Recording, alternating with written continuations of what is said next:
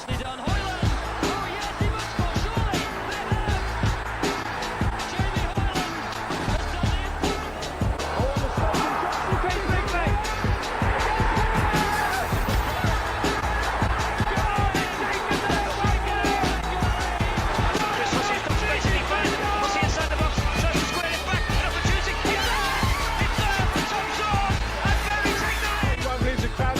With the very good goal there, he's got the right foot. He shot! Oh, what a big goal! And still, the mighty Shakers. Hello and welcome back to the Mighty Shakers podcast, Season 3, Episode 11, proudly sponsored by AC Ventilation, BIMTech Engineering and Eye Level Sunglasses. And it's a bit of an emergency one. This week we are recording Monday night rather than Wednesday night because of everything that has gone on over the past few days. So if you have been under a rock or missed some of the weekend, we're going to recap that for you now. So obviously Friday, we appointed Michael Jolley as the new manager. The statement read that his blend of strategic expertise, coaching pedigree and global management experience makes him the right leader to inspire our squad and unite our supporters. His ambition aligns with our club's values, building success from the grassroots up and playing football with heart and intelligence. Sadly, there was an immediate negative reaction from fans online due to his past and his managerial record.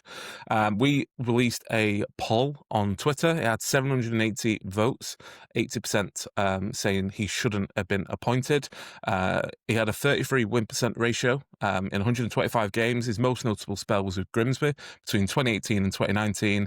He had a spell at Barrow that followed, but only lasted 8 games, and his last job was 2 years ago at a Spanish 4th division side. On Saturday, Jolley was in attendance as Tim Lees managed us against Mossley. We won 2-1, obviously. We'll get onto that later. But there was chance of we want Jolley out and sack the board. And fans on social media and in the ground were still not happy with the appointment. And then we get to Sunday morning where the rumours started that he had left the club, which was confirmed by his own statement at 2:09 p.m, followed quickly by a club statement. Just some extracts from that statement from Michael Jolley, who said, after a period of reflection over the weekend, it has become apparent that my appointment at Bury FC has become a distraction for the club, and so I've decided to relinquish the opportunity to become first team manager. He also went to talk about the statement on his website, michaeljollycoach.wordpress.com. I'll let you read that if you want to, rather than read everything for you, and his work since 2009.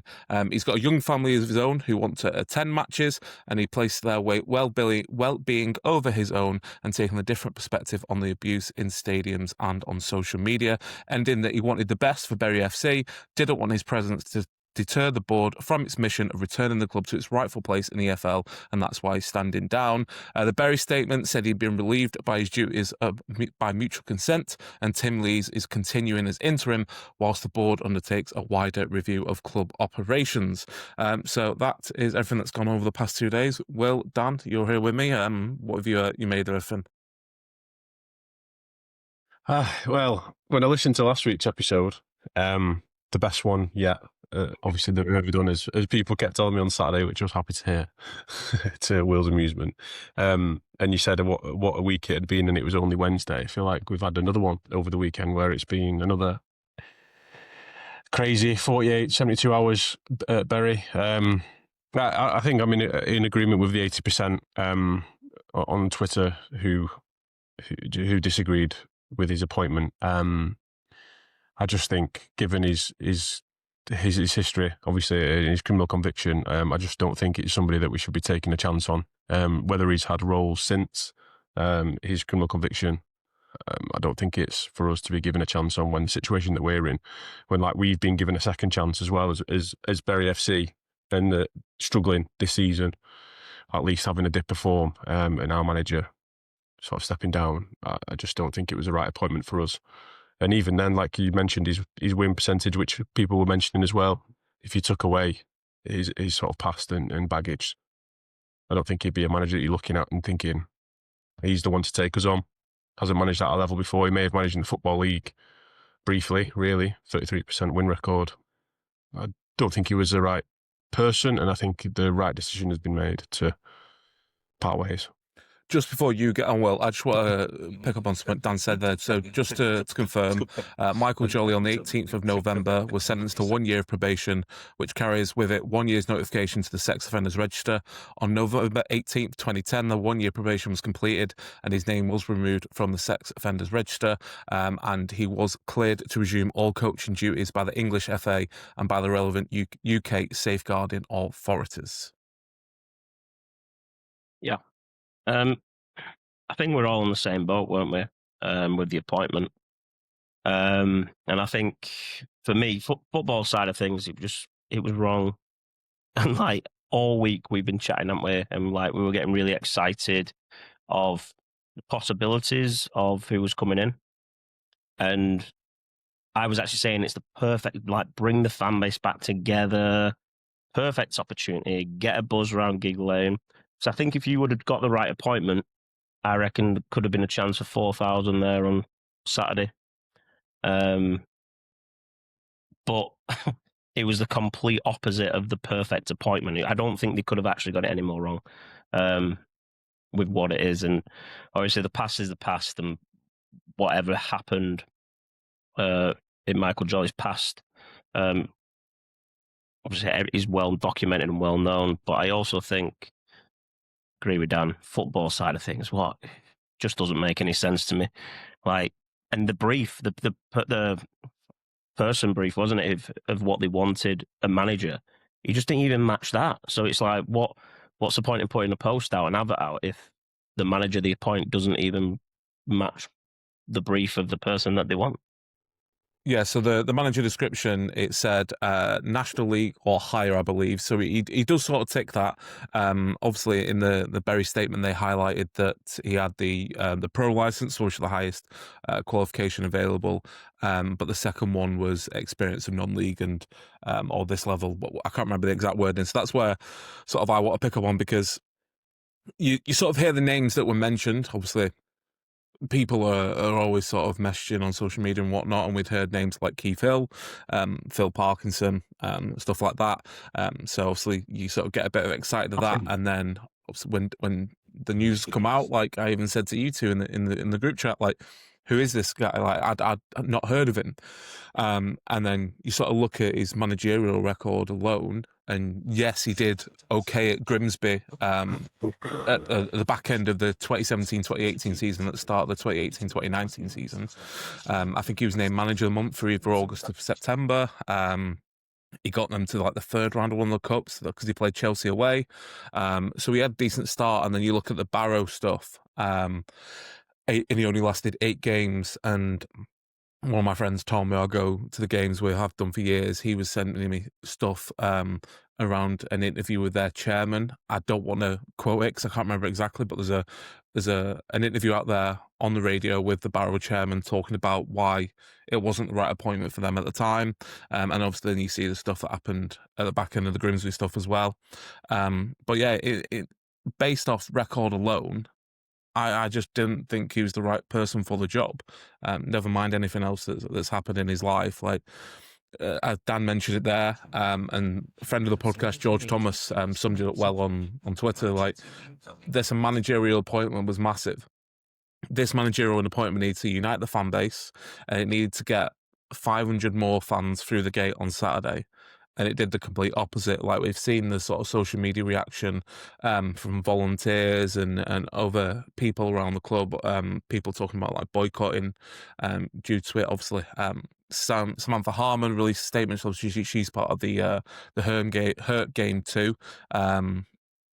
As the ambassador, they weren't involved with the or anyone with the initiative weren't consulted on the decision, and they weren't made aware of the appointment prior to the club's announcement, and like supporters learned of it at the same time as the public. As soon as she did hear about it, she reported it to Her Game too.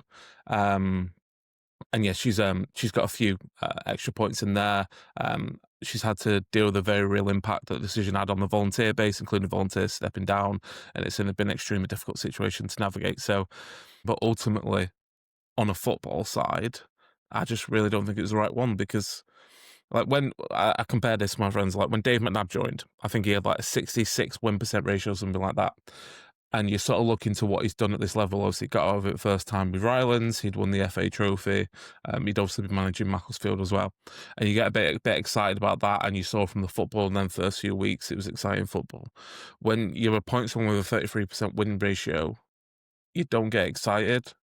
He hasn't managed at this level. This season is crucial for Bury.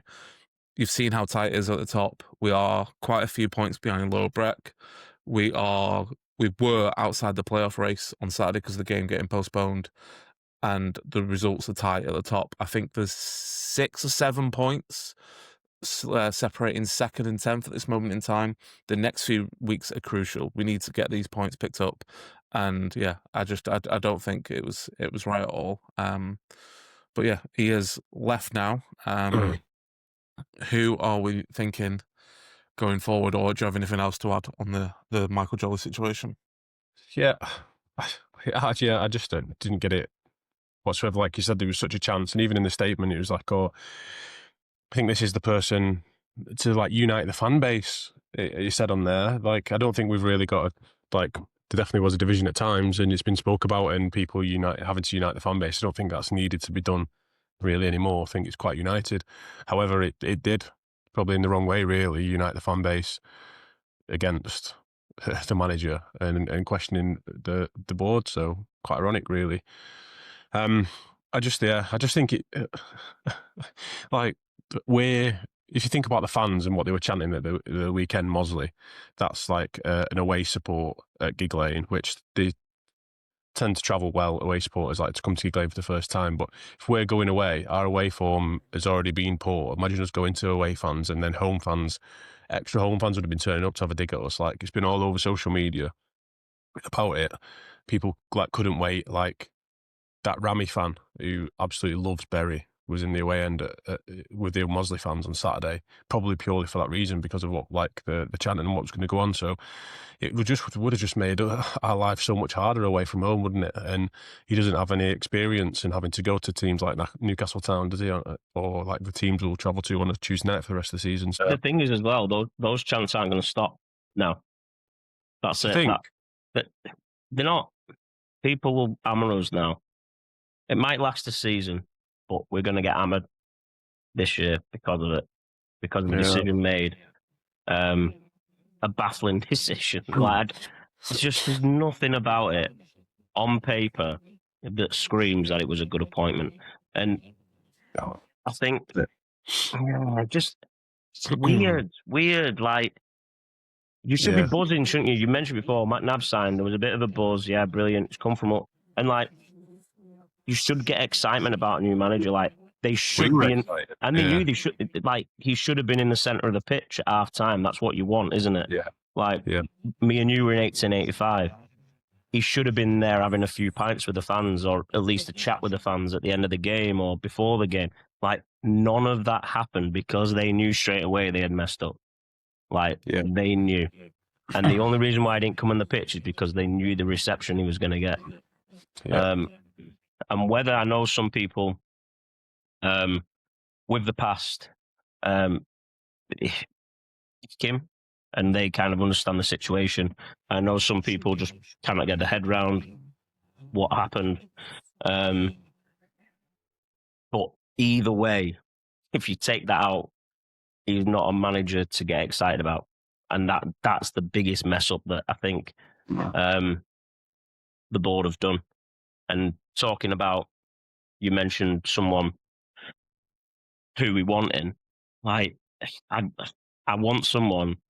I'm not bothered and I mentioned this the other week, I'm not bothered playing pretty football. Like, I want somebody to come in, get results, who knows this division, who can send us on the right direction, get a little bit of buzz about, because I think there's a lot of work now to do to repair the damage that's been caused between the fans and especially the board, because I think there's a few people gunning for the board at the minute, and rightly so. I think some people need to be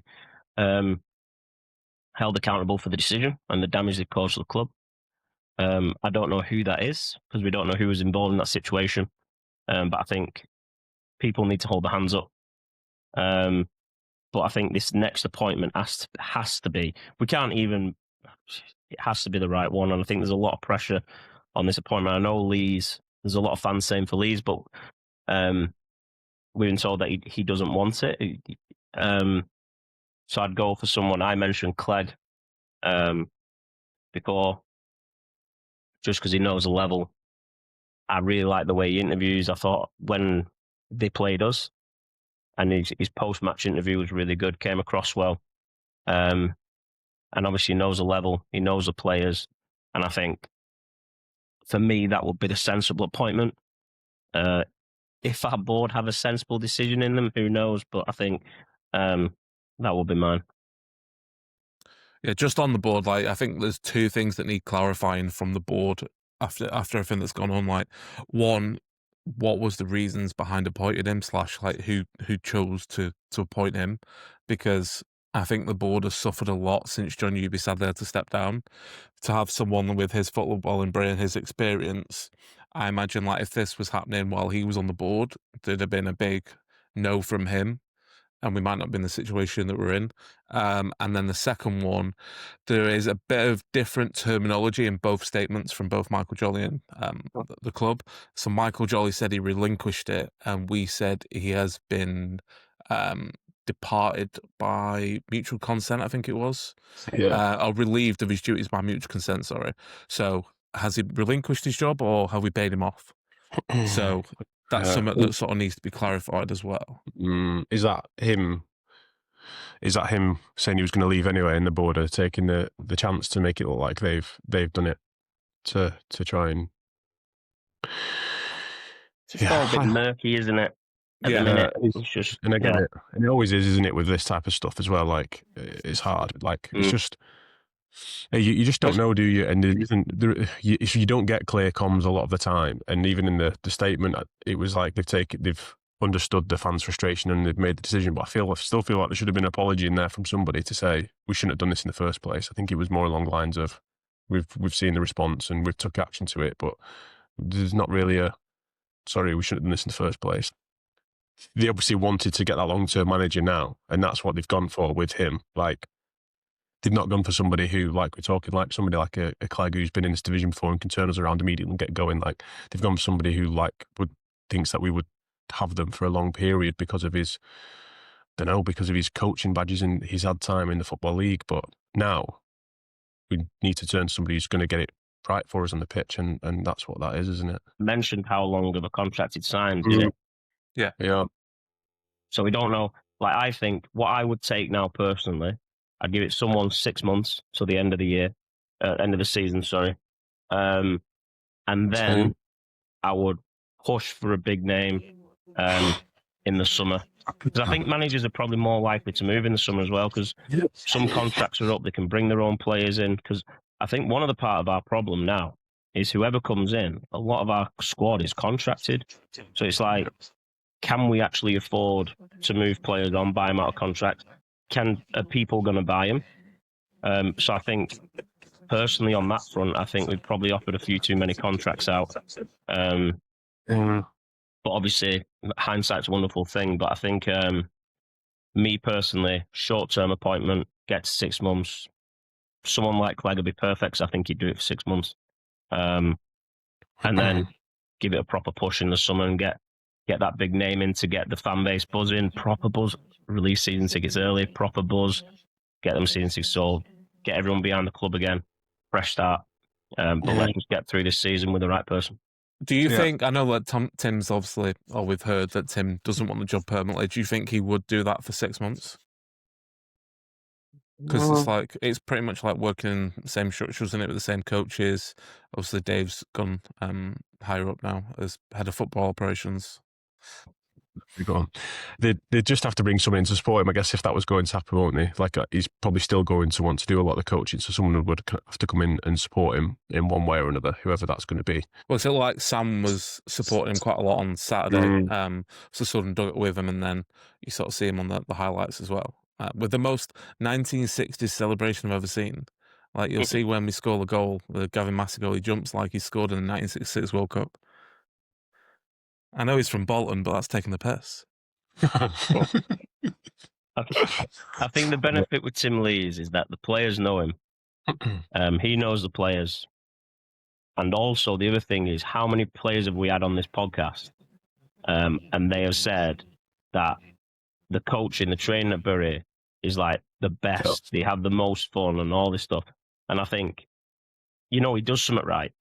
We don't know the ins and outs of training and what he does. But I think with Tim Lees, it brings that stability. And I think, personally, I think it's an option. But obviously, if he wants it, which is another question, isn't it? Yeah, like whenever I've spoke to him, he's always come across well. He's always wanted to like come and shake hands, talk, chat for a few times. I've seen him at training; he's the same. His interviews, he comes off really well, and I think it's a shame that he doesn't want it, because I think he would be a good manager. Like, you just see what he's done in the past as well. And the level of his analysis, I remember when he first came in, he released like an online series on Twitter, and the level of analysis was simply incredible. So if it isn't him, then I do hope he does stick around, because it's very, very detailed in what he does, and he's good at his job as well. In terms of the board as well, we are recording on a Monday night. The votes for the board closed at 5 p.m. tonight on the Monday. I think the results will be out of the AGM on Thursday night. So we'll hear more then, which we better talk about probably next week. There may be a Christmas special. It depends on what else happens over the next few days, to be honest. But I do know there has been questions submitted to the AGM around questions around the board and who's responsible, rather than like saying, oh, it's a general board. Like, I think someone's requested like the breakdown of how that decision was made.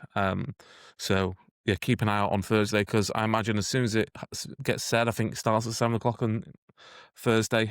You can view it online, or there is in-person tickets. Whatever it said, it will be on social media within 5 minutes. So be interested to see what comes out on Thursday. Yeah. Yeah. It's funny, the whole manager thing, because when there's rumours of Keith Hill, I was like, anybody but Keith Hill. And then I was like, God, wish we had Keith Hill. Well, yeah, the rumours were that it was Keith Hill and Dave Flitcroft, weren't it? Yeah. There's no way it'd have been both. I'm not having that. There's no way. I think the board have done it on purpose so we accept Keith Hill. Yeah, maybe. Yeah. Also, there was rumours about Anthony Johnson on his own as well. Sorry? Yeah. There was rumours about Anthony Johnson on his own as well. Yeah. I think now, like, I feel the situation, like a manager coming into like a former manager's setup, working with a former manager as their boss, is something that's probably quite unique. So it may put some managers off anyway. And now somebody's going to come into that after what's just happened. Like, does that bother people as well? Like, is any of those people who applied initially, are they going to come back now and be like, oh no, you turned me down for him and now you've got rid of him? And I don't know, really, it's probably an opportunity for someone to come in and like win the fan base over, or immediately be liked because of what's just happened. But then it might put people off. I'm with you, Will. Like, I'd go straight like Mike Clegg. Like, I'd be. It's only because you're on commission though. Don't You'll think be the assistant manager. No way. Don't do that then. Actually, don't get him in. That would be no good. Wouldn't be a fit replacement for Tim Lees. So do we assume Tim Lees will still be manager on Saturday then? Yeah. So they've clarified in the statement that he's going to be that it'll be continuing as interim in the upcoming fixtures. First game of the new gaffer would be Boxing Day. I don't think they're going to do it that quick, if I'm honest. Only because they said they're going to undertake a wider review of club operations, which suggests to me there's going to be changes. And if there's going to be changes, how can they appoint a manager? Because then the new people might not agree. Yeah. So I can't see any movement until probably after Stalybridge, after Shifnal now. Just because of the Christmas period as well. Like, I imagine that non-league especially, like if you're not managing non-league now, you probably already got your plans for Christmas sorted. Like, I know stuff can change really quickly in football, but we've got Newcastle on Saturday. They'll be training tonight when it goes out on a Tuesday. They'll be training on Thursday. then it's Newcastle, then it's Christmas, and then it's Clitheroe on the Boxing Day. So there's a real short opportunity to get someone in. Like, you'd probably need to get them in this week.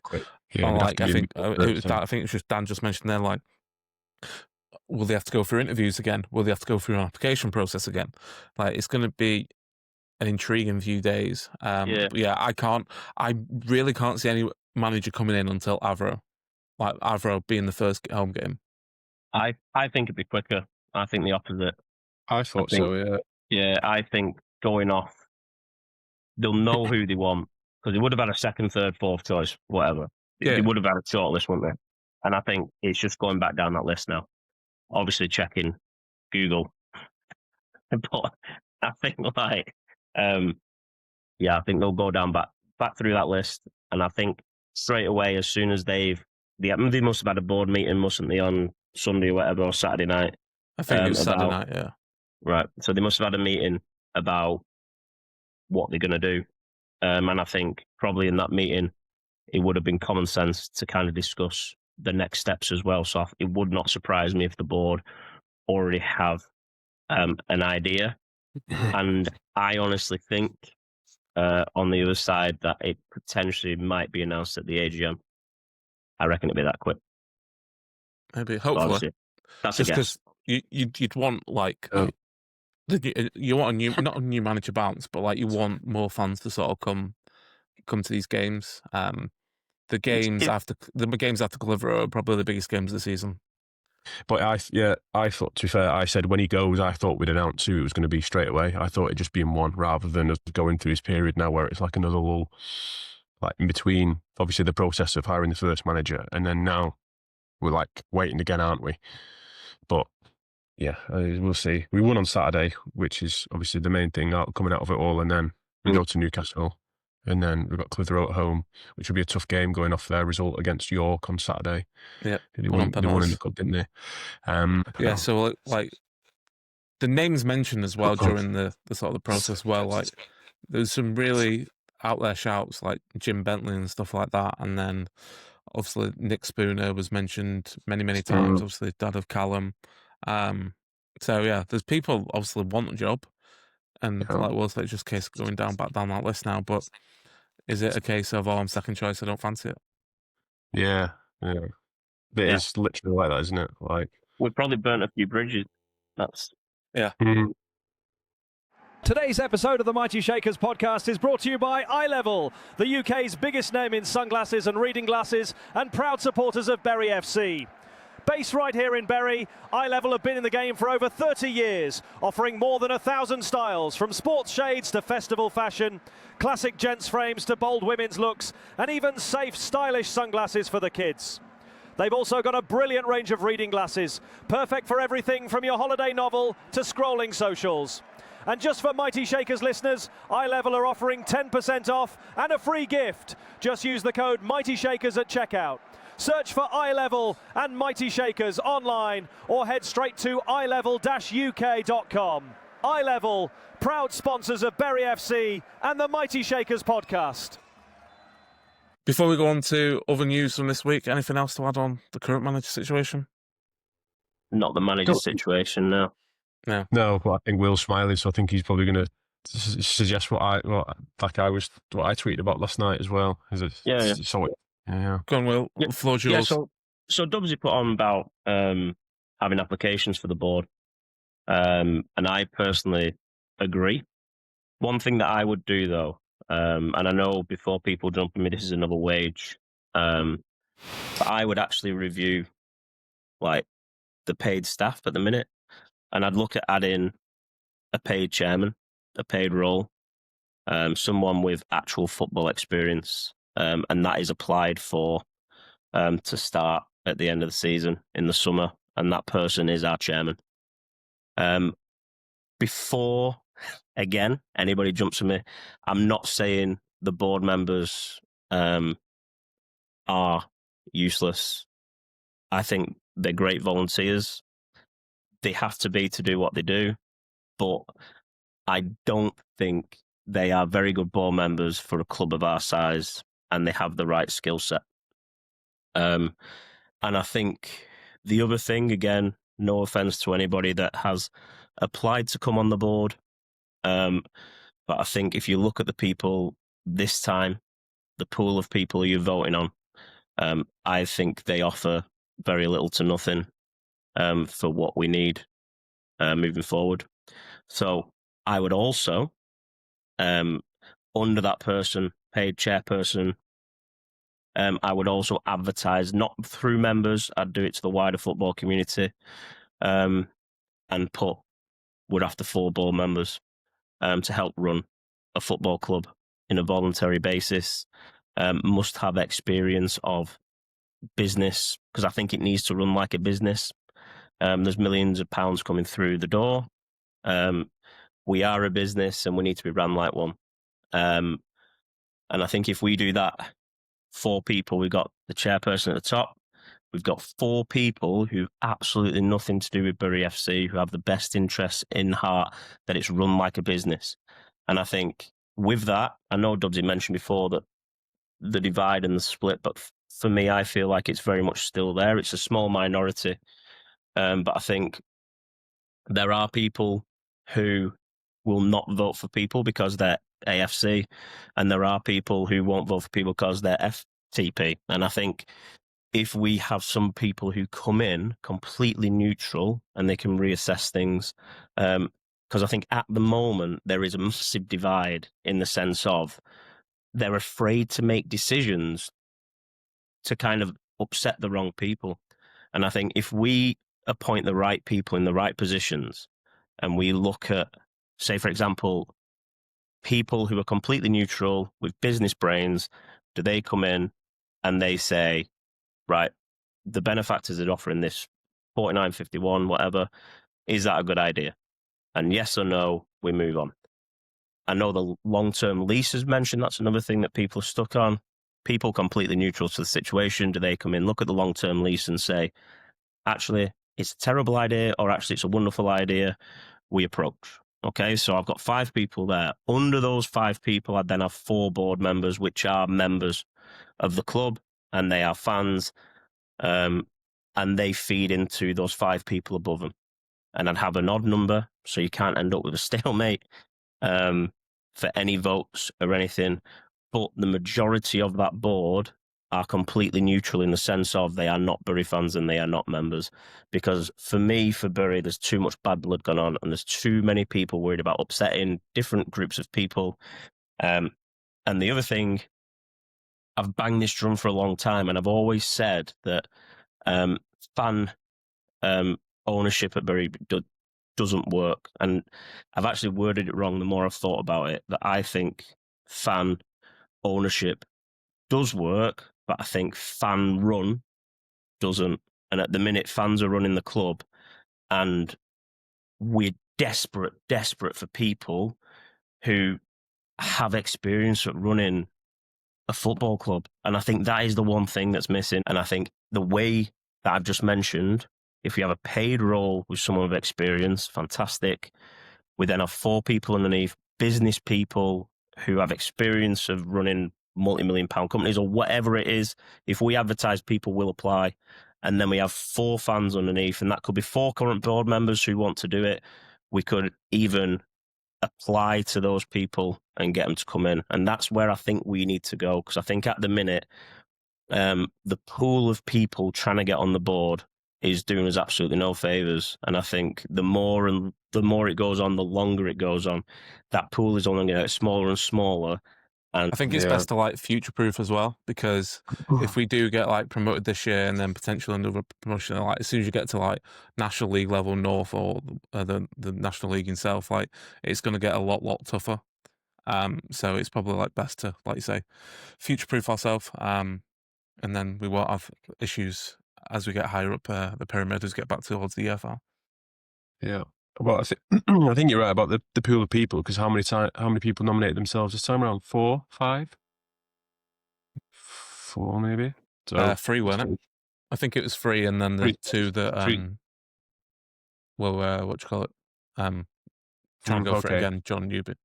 Yeah. So the pool's obviously getting smaller, and it's just to continue politics, isn't it? Like I said about voting, and obviously I mentioned about the fan base sort of not needing to be reunited.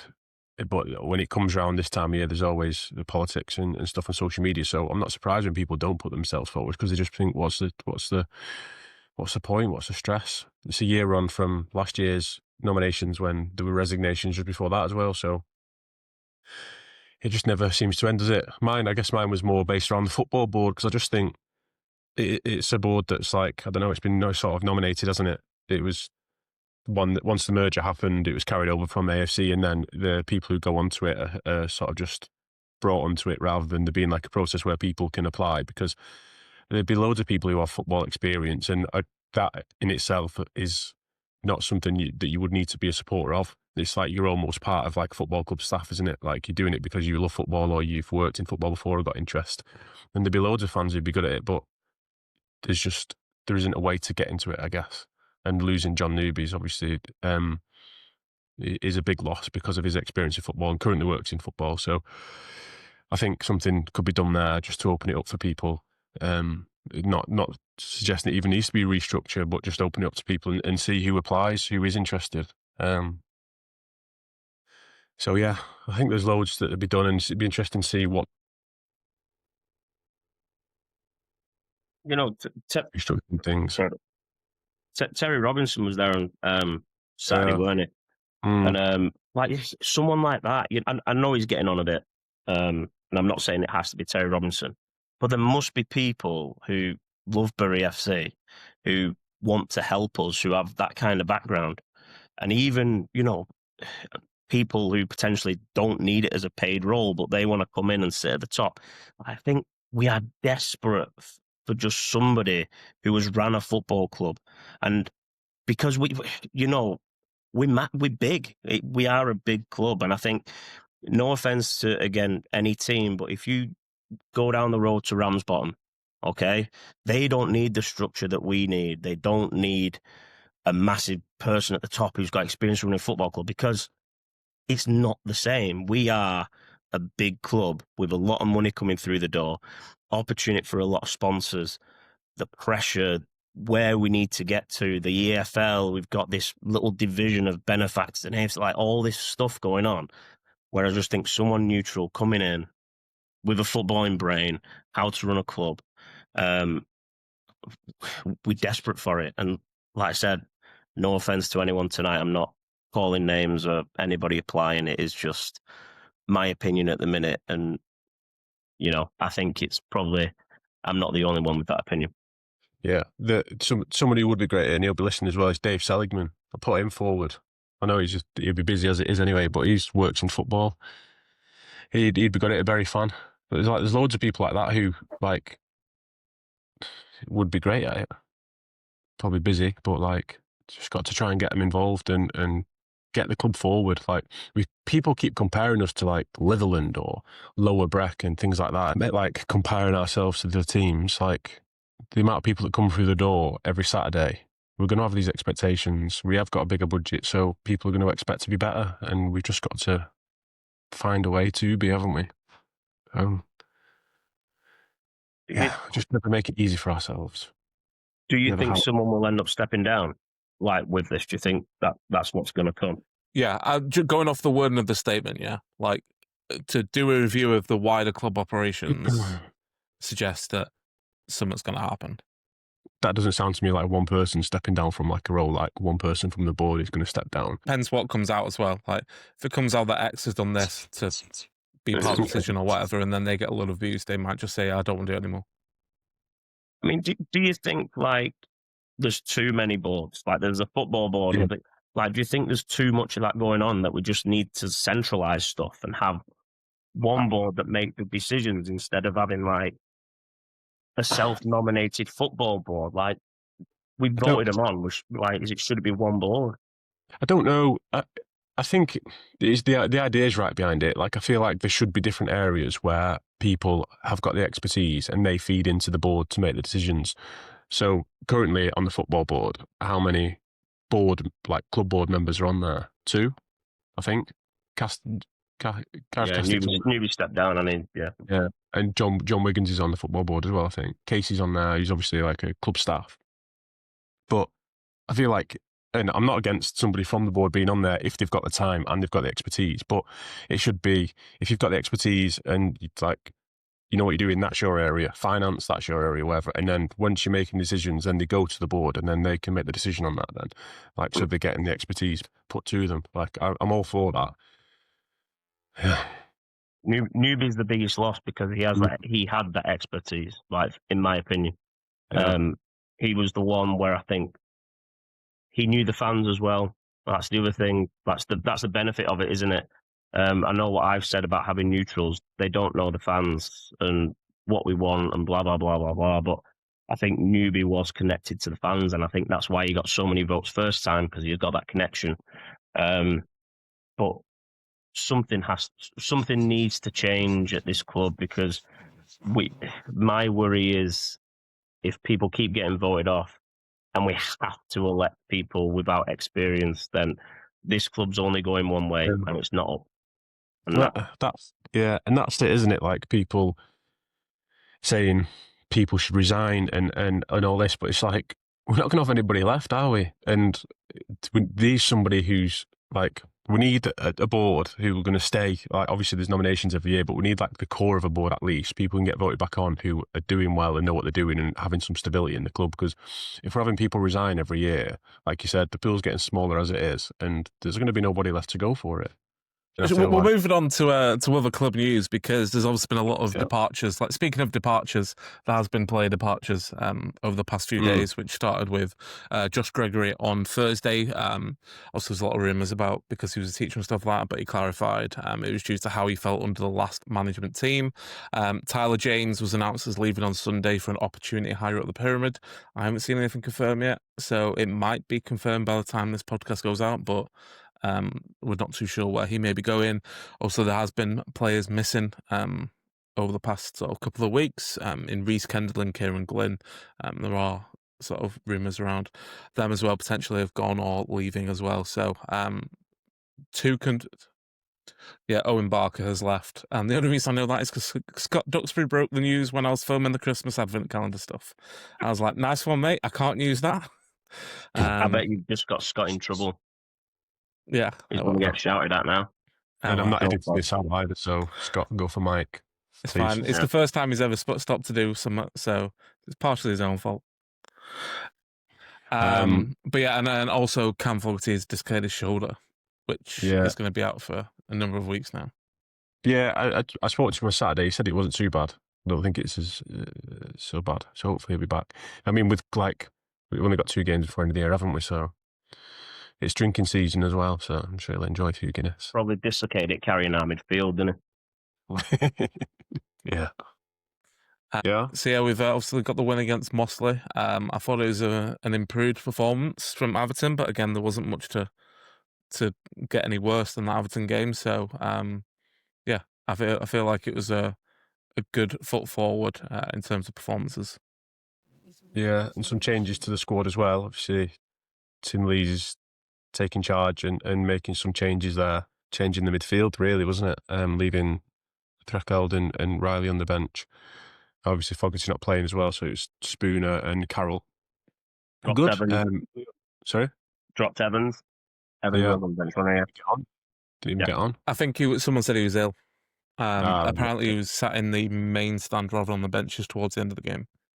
So apparently he was ill. Yeah, but then obviously Owen Robertson starting, which was good to see him back, because we were talking about him in pre-season, especially towards the end of pre-season, like he was starting to get going, firing, and then obviously he got injured. Leo Graham was really good. Yeah, he looked good. He was absolutely class. Yeah.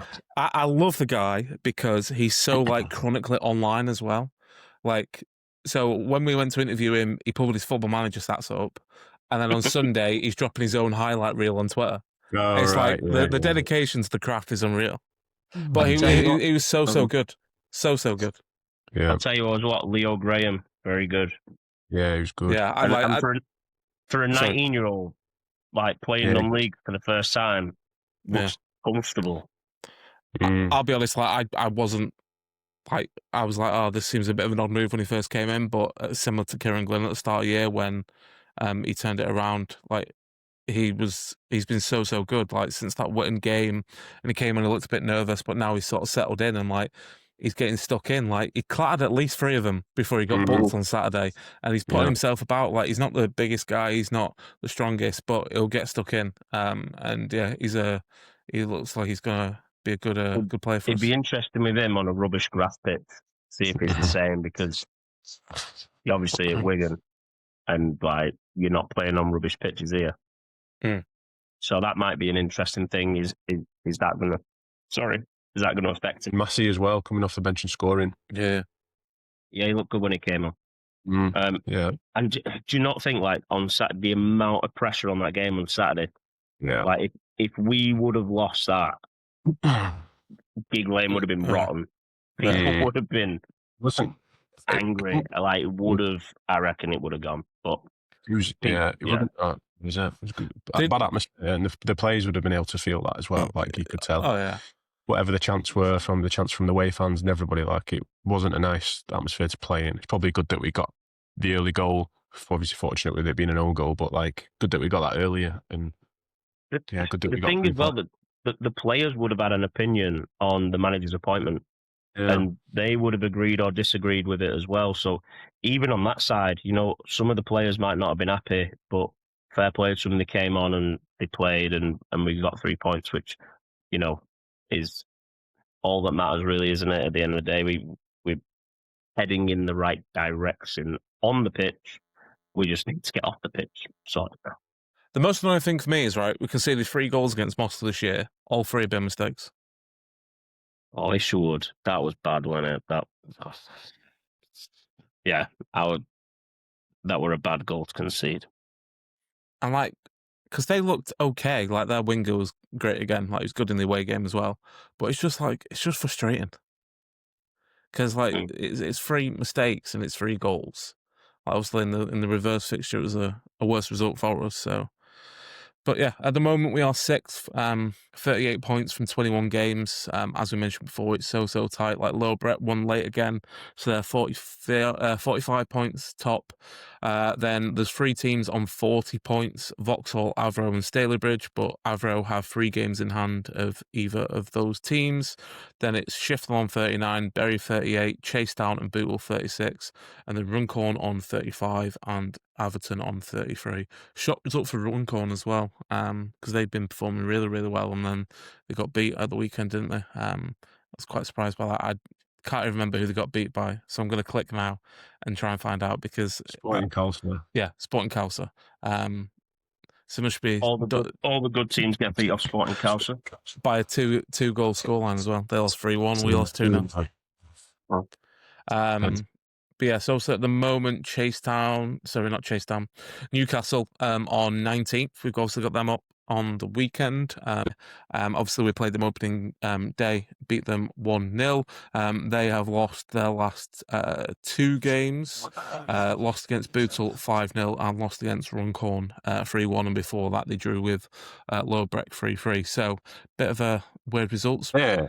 So, yeah, they are in the final relegation place at the moment. So, anyway, can I get your thoughts on the game this weekend, please? Final one before Christmas. 4-0 Bury. Confident? No.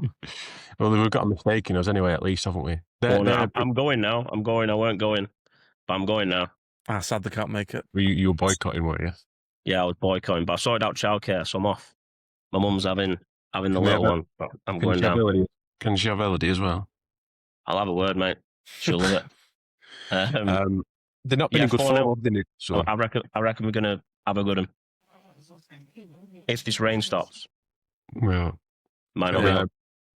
Yeah, obviously we do have Clitheroe after that, who are mid-table at the moment. 28 points from 19 games. Boxing Day should be a big crowd. Probably, 4,000, 4,500 maybe? There's no Prem games either, is there? No. Well, I think there's one, isn't there? But it's like really late at night that day.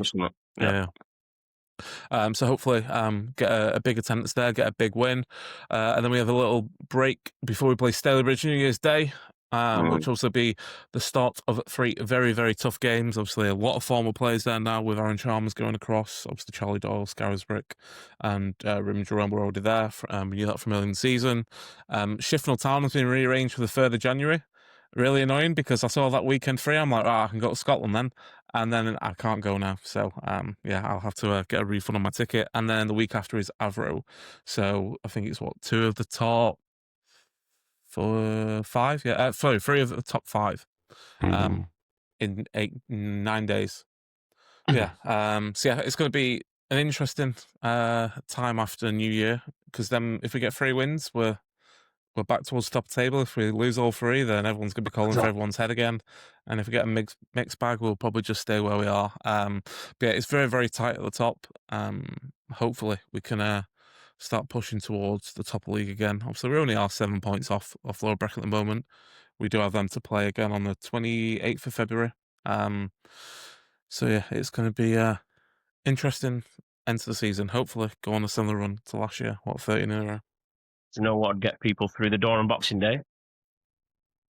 A good manager, if you are listening, the board.